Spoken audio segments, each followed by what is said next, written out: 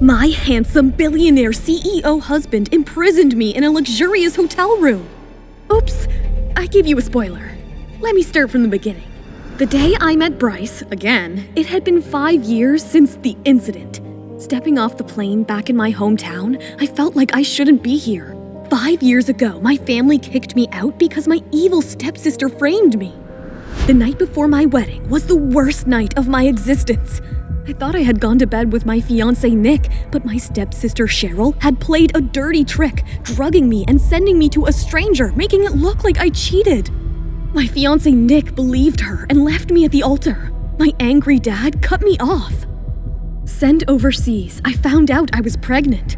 The only silver lining in life was my cute son Liam. His laughs kept me going. Now, 5 years later, I had been summoned back home for my sick grandma.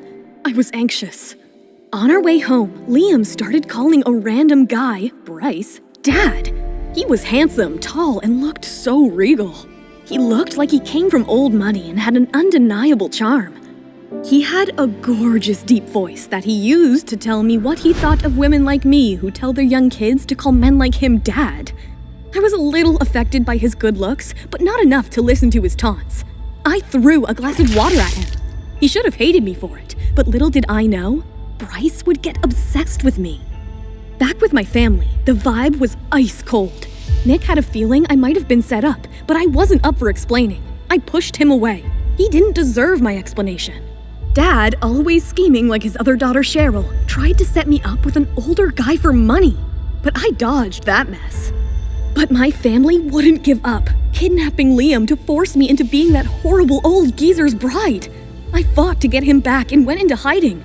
Jobless and desperate, I colored my hair pink so no one would recognize me. Then, out of nowhere, a job offer came from a company owned by Bryce. As we worked together, we went from not liking each other to being friends. To keep Liam safe, Bryce suggested we pretend to be married, and I said yes. It wasn't a marriage for love, but hey, a girl takes what she gets. At work, I had to face so much office drama and creepy people. No one knew that my husband was their boss. Even on difficult days, I was determined to handle my problems on my own. Bryce offered to fire everyone who troubled me, but I stuck to my stubborn ways. Through our fake marriage, something real happened. Bryce and I, well, we got closer, and I found out I was having Bryce's baby. Don't ask me how.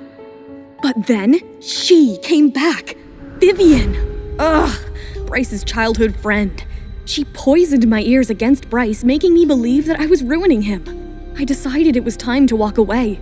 I ran away with Liam without telling Bryce, but Bryce found me. Or rather, his men found me and brought me back to him.